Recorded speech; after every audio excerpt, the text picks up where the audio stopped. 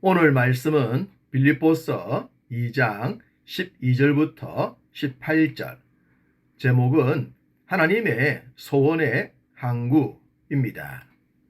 잠언 29장 18절, 묵시가 없으면 백성이 방자히 행하거니와 율법을 지키는 자는 복이 있느니라 라고 했습니다.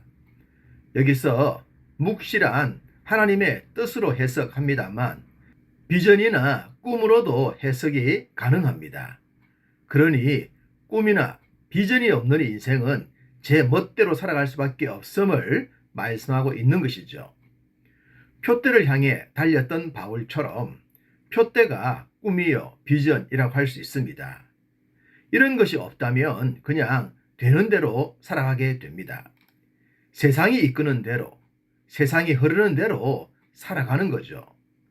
이런 삶엔 성취감이 부족할 수밖에 없습니다.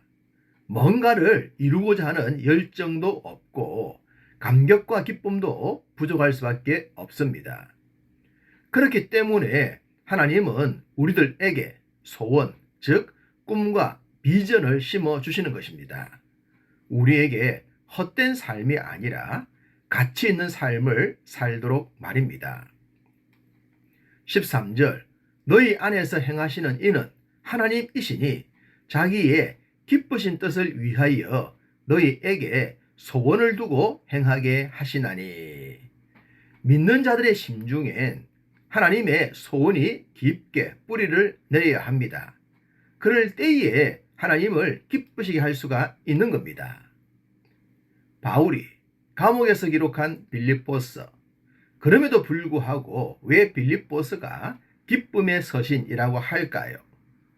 그것은 하나님의 기쁨을 위해 살아온 삶의 과정 중에 하나가 감옥이었기 때문입니다. 모든 것이 잘 되었을 때에만 감사한 것이 아니라 어떤 상황에 처하든지 간에 하나님의 기쁨이 되는 것, 그것이 바로 하나님의 소원을 품은 자의 모습이지 않겠습니까?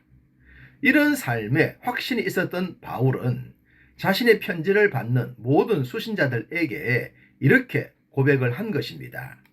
18절, 이와 같이 너희도 기뻐하고 나와 함께 기뻐하라. 설령 감옥과 같은 상황에 부닥치더라도 기뻐하라고 합니다. 실제 상황에선 쉽지 않겠지만 우리가 이런 공동체를 만들어 간다면 세상이 감당할 수 없는 믿음의 사람들이 될 줄로 믿습니다. 시편 107편 30절, 그들이 평온함으로 말미암아 기뻐하는 중에 여호와께서 그들이 바라는 항구로 인도하시는도다. 하나님은 우리가 바라는 항구, 곧 소원의 항구로 인도하신다고 하십니다. 앞서 말씀드린 것처럼 우리 속에 하나님의 소원이 품어져 있다면 우리가 들어가는 모든 항구가 곧 하나님의 항구가 될 것입니다. 그런 항구를 향해 살아가는 삶은 그 과정이 어떠하든지 간에 기쁨이 가득할 것입니다. 또한 함께하는 자들에게도 기쁨을 줄 것이며 궁극적으로 하나님께도 큰 기쁨의 영광 돌리게 될 줄로 믿습니다. 어느 누구보다 하나님의 소원의 항구가 분명했던 바울, 그래서 그는 이런 삶을 살았습니다.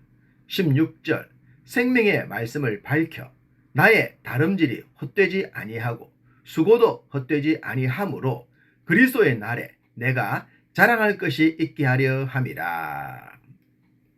실컷 살아왔는데 이 산이 아닌 게벼 이러면 곤란하지 않겠습니까? 살아온 삶이 결코 헛되지 않기 위해선 무엇보다 숨이 찰 정도로 달려왔던 삶이 무의미하지 않기 위해선 생명의 말씀과 연결된 삶을 살아야 합니다.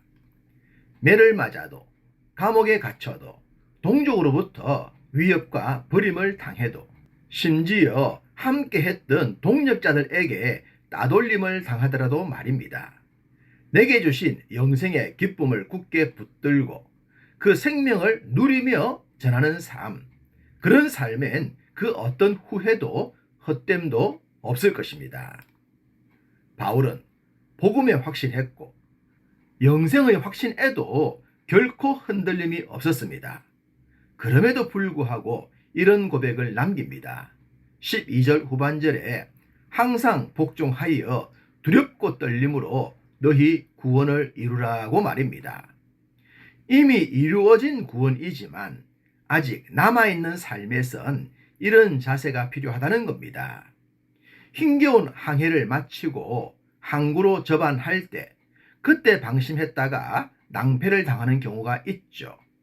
안전하게 닻을 내릴 때까지 조심해야 하듯 영적인 자세도 그러하라고 합니다. 오늘도 우리 모두 이런 자세로 힘껏 달려가기를 간절히 소망합니다.